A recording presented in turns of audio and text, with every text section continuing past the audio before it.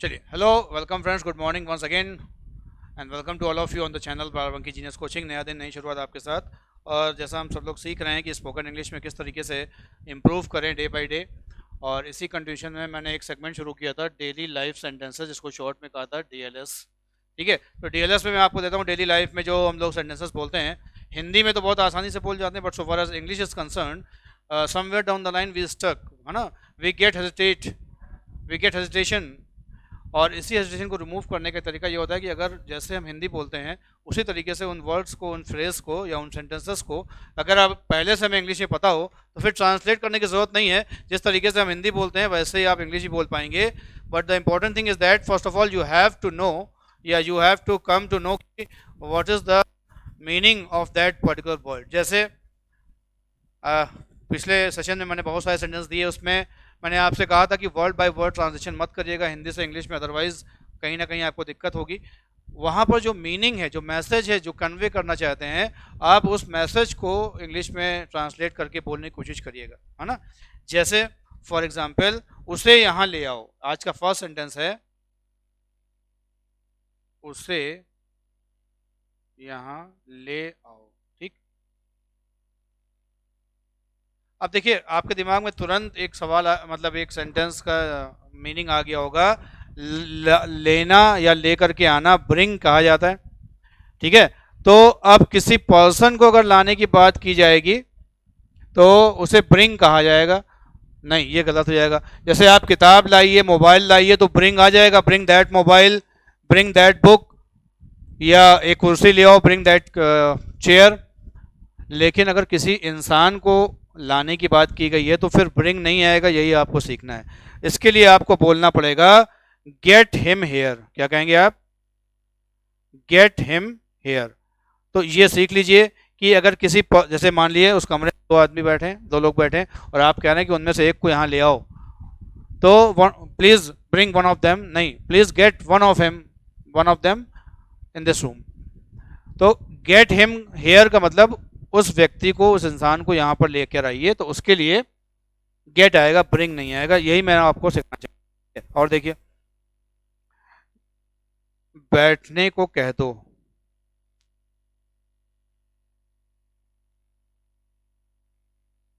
जैसे मान लिया आपके घर पे कोई रिश्तेदार या कोई लोग मिलने आते हैं, और उस समय आप मान लिए घर पर नहीं है, तो आपके फैमिली मेंबर्स ऑफ फैमिली, उनमें से एक आता है, छोटा बच्चा, उससे कह, आपकी मदर कहती है कि अच्छा ठीक है, वो आपके मित्र हैं, उनके दोस्त हैं, तो उनसे कह दो कि ड्राइंग रूम में आके बैठ जाएं, है ना, या उनसे बैठने के लिए कह दो। अब कहने के लिए यहाँ पर आपके दिमाग में तुरंत आएगा कि से आना चाहिए, क्योंकि से मतलब कहना होता है। लेकिन इंग्लिश की खूबसूरती यही है कि यहाँ पर से नहीं आएगा। जैसे वहाँ ब्रिंग नहीं आया था, यहाँ से नहीं आएगा। यहाँ आपको बोलना पड़ेगा, बैठने को कह दो, आस्क हिम टू सिट। अब आपको लगेगा कि आस्क मीन तो पूछना होता है। नहीं, ऐसा नहीं है। जब हम किसी से कोई काम करने के लिए कहते हैं तो आस्क वर्ड आता है। तो याद रखिएगा, बैठने के लिए कह दो, आस्क हिम टू सिट, और उसे यहां ले आओ, गेट हिम हियर। ये दो छोटे छोटे सेंटेंस हैं जो हम लोग रोज बोलते हैं। ठीक है, मैं तुम्हें बता दूंगा। और देखिए, मैं तुम्हें बता दूंगा। अब मैं तुम्हें बता दूंगा, जैसे आपने कहा कि यार उसका फ़ोन नंबर बता दो, तो अभी नहीं पता, घर जाएंगे तो डायरी में नोट है, मैं तुम्हें फ़ोन करके बता दूंगा, या मैं तुम्हें बाद में बता दूंगा। तो मैं तुम्हें बता दूंगा, I will let you know, I will let you know. अब यहाँ पर लेट का यूज़ किया गया है ना, ये आपको सीखना है कि लेट क्यों आया। क्यों? क्योंकि फ्यूचर की बात है तो विल लगेगा, क्योंकि आगे किया है विल लगेगा। और अभी आपने उसे बताया नहीं है, यानी कि बताने की आप उसे क्या करेंगे, इन भविष्य, इन फ्यूचर, तो आप कहेंगे I will let you know, यानी कि मैं तुमको उस बात से परिचित करवा दूंगा जो आपने मुझसे कही या अभी पूछी है। ठीक है, मेरी खातिर। एक सेंटेंस और देखिए, मेरी खातिर, है ना। आप अक्सर कहते हैं भैया ऐसा, कम से कम मेरी खातिर तो वहां चले जाओ, नहीं समझे, मेरी खातिर उससे बात कर लो। मेरी खातिर यानी कि इंग्लिश में इसे कहते हैं for my sec, for my सेक। अक्सर आप बोलते हैं, सुनते होंगे लोग कहते हैं भगवान की खातिर, तो वहां पर आता है फॉर गॉड सेक, है ना, तो मेरी खातिर, फॉर माई सेक, ठीक है, तो for my sake. Fifth sentence आज का है, जैसे आपने कहा कि यार ये पानी जो है वो खारा है, खारा समझते हैं, जिसमें नमकीन लगता है आपको और पीने के लायक नहीं होता है वो पानी, तो पानी खारा है, पानी वाटर आ जाएगा, इसमें कहीं कोई प्रॉब्लम नहीं है। अब ये जो खारा वर्ड है इसकी इंग्लिश आपको आनी चाहिए, इसे इंग्लिश में कहते हैं ब्रैकिश, BRACKISH। तो water is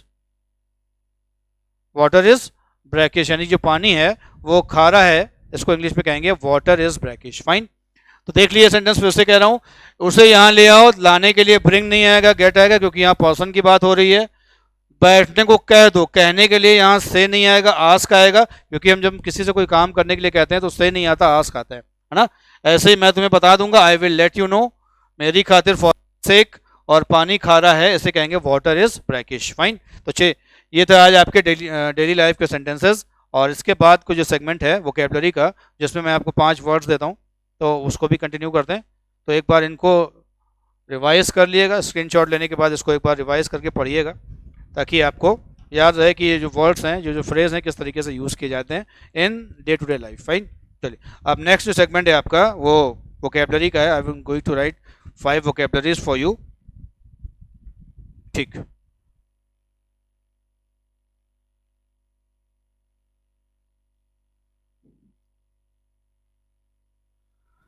first of today, जैसे मान लिए उलझन या समस्या, उलझन या मान लिए कोई समस्या है जिससे आप ग्रसित हैं, परेशान हैं, तो एक सिंपल लैंग्वेज में हम लोग प्रॉब्लम कह देते हैं कि बड़ी प्रॉब्लम चल रही है आजकल, है ना। लेकिन यहाँ पर उलझन की बात है, यानी कि मानसिक रूप से, मेंटली जो आप कभी परेशान होते हैं, तो उसके लिए एक अलग वर्ड है, और वो स्पोकन के साथ साथ आपके कॉम्पिटिटिव इंग्लिश में भी पूछा जाता है, और उसका नाम है परटर्बेशन।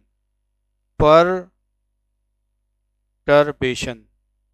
और इसी परटर्बेशन से एडजेक्टिव बनता है परटर्ब्ड। जो व्यक्ति मानसिक रूप से व्यथित यानी कि परेशान होता है, उसके लिए हम लोग वर्ड यूज करते हैं ही इज परटर्ब्ड, है ना। वरीड, वरीड आपने पढ़ा है, वरीड सही है, लेकिन परटर्ब जब आप यूज करते हैं तब इसका मतलब कहीं ना कहीं वो जो प्रॉब्लम है वो मेंटल प्रॉब्लम है, मानसिक रूप से। नेक्स्ट है मक्कारी,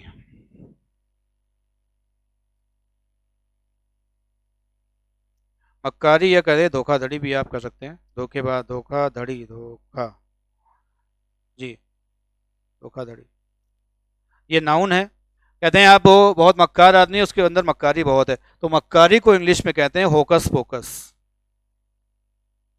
होकस पोकस। अब देखिए ये वर्ड्स स्पोकन इंग्लिश में ज्यादा इस्तेमाल होते हैं, है ना, होकस पोकस मतलब मक्कारी। ठीक, और देखिए एक डींगे मारने वाला,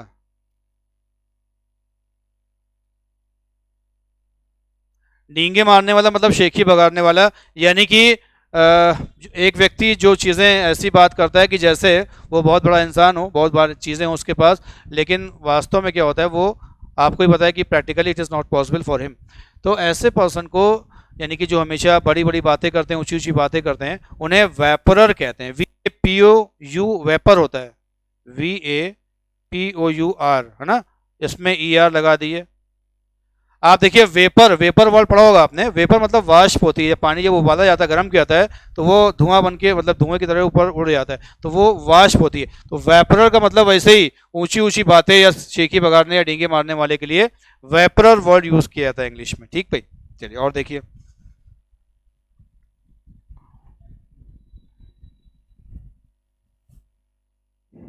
ये अच्छा वर्ड है, अच्छी या ज्ञान की बातें बताने वाला, की बातें बताने वाला। आप देखिए बहुत से इंसान होते हैं, उनसे आप मिलिए, बात करिए, तो आपको लगता है कि लाइफ का बहुत ही जेस्ट उनके पास है, और वो आपको नैतिकता की, सिद्धांतवादी और चीज़ें, व्यवहारिकता की बातें बताते हैं। बहुत सारी बुक्स ऐसी होती हैं जिनको आप पढ़ते हैं, उनसे आपको नॉलेज यानी कि ज्ञान की प्राप्ति होती है। तो चाहे वो किताबें हों, चाहे वो इंसान हो, जो भी आपको अच्छी, नेक और ज्ञान की बातें बताते हैं, उनके लिए वर्ड यूज करते हैं डाइडैक्टिक, डाइडैक्टिक।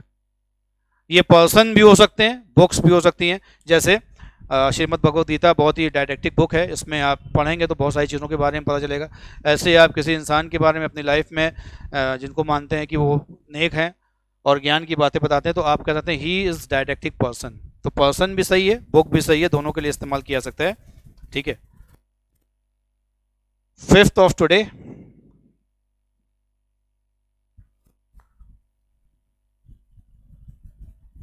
खुशी, प्रसन्नता, नाउन है। खुशी या प्रसन्नता की बात की जाए तो देखिए, एक दिमाग में आपके तुरंत वर्ड आता है हैप्पीनेस, दूसरा वर्ड आता है प्लेजर। ये कॉमन वर्ड्स हैं, generally we speak these words, fine. But so far as English is concerned and here you are to improve yourself, यहाँ पर आप आए हैं अपने आप को इम्प्रूव यानी कि बेहतर करने के लिए। तो जो चीज़ें आपको पता हैं उसके अलावा यानी कि उससे अपर हैंड आपको रहना चाहिए, तो इसके लिए कहीं ना कहीं you have to need some additional information.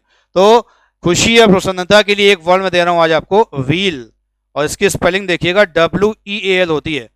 बोलने में वही पहिए वाला है wheel, but so far as spelling is concerned WEAL, है ना। और इसका एक नेक्स्ट वर्ड है, ये कॉम्पिटिटिव इंग्लिश में बहुत आता है, बीटीट्यूड।